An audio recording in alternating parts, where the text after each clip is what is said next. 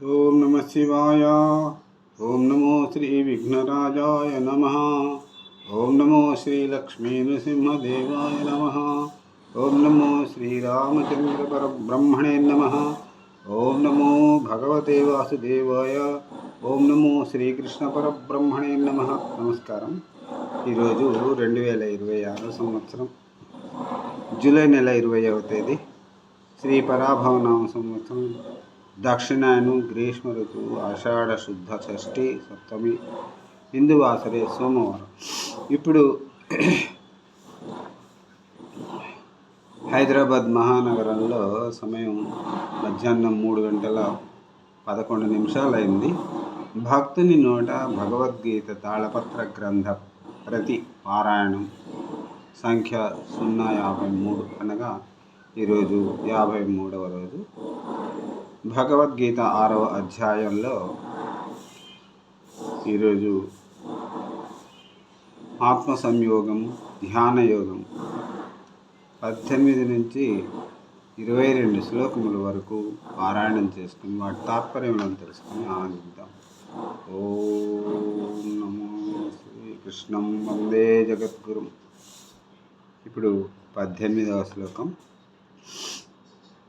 యదా వినియతం చిత్తం ఆత్మన్యేవావతిష్ఠతే నిస్పృహ సర్వకామేభ్యः యుక్త ఇత్యుచ్యతే తదా.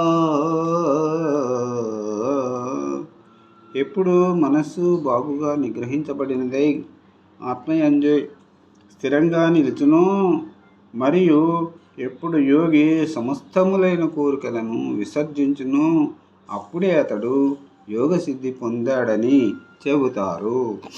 ఇప్పుడు 19వ శ్లోకం. యదా దీపో నివాతస్థో నేంగతే సోమపా స్మృతా యోగినో యత చిత్తస్య యజ్ఞతో యోగమాత్మన.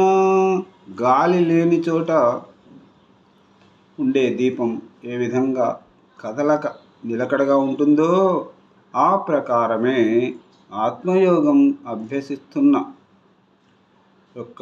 యోగి యొక్క మనస్సు కూడా నిలకడగా ఉంటుంది. ఇప్పుడు 20వ శ్లోకం.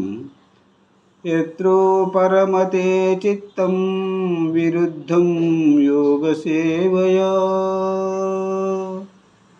యత్ర చైవాత్మనాత్మానం పశ్యన్నాత్మని తుష్యతి. 20వ శ్లోకానికి తాత్పర్యం. ఏ స్థితిలో మనస్సు యోగాభ్యాసం వలన నిగ్రహించబడి శాంతిని పొందుతుందో, యోగి ఎప్పుడు పరిశుద్ధమైన మనస్సుతో పరమాత్మను తనలోనే సందర్శిస్తూ సంతోషిస్తున్నాడో. 21వ శ్లోకానికి పోదాం. సుఖమాత్యంతికం యత్తద్బుద్ధిగ్రాహ్య మతీంద్రియం వేత్తి యత్ర న చైవాయం స్థితశ్చలతి తత్వతా. బుద్ధి ఇంద్రియాలకు గోచరించకుండా బుద్ధి వల్లనే గ్రహించబడే అనంత సుఖాన్ని అనుభవిస్తున్నాడో, ఆత్మతత్వం నుంచి ఏమాత్రం చలించడో. 22వ శ్లోకానికి. యం లబ్ధ్వా చాపరం లాభం మన్యతేనాధికం తతా యస్మిన్ స్థితో న దుఃఖేన గరుడాపి విచల్యతే. ఇక ఈరోజు చివరి శ్లోకం 22వ శ్లోకానికి తాత్పర్యం.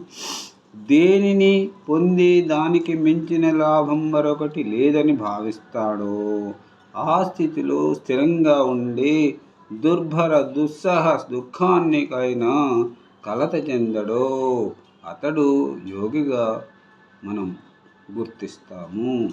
ఓం నమ శివాయ. మరి రేపటి పారాయణంలో మళ్ళీ కొన్ని చదువుకుందాం. అంతవరకు సెలవు. సర్వే జన సుఖినో భవంతు. అందరూ బాగుండాలి, అందులో అందరూ ఉండాలి. నమస్కారం. సెలవు.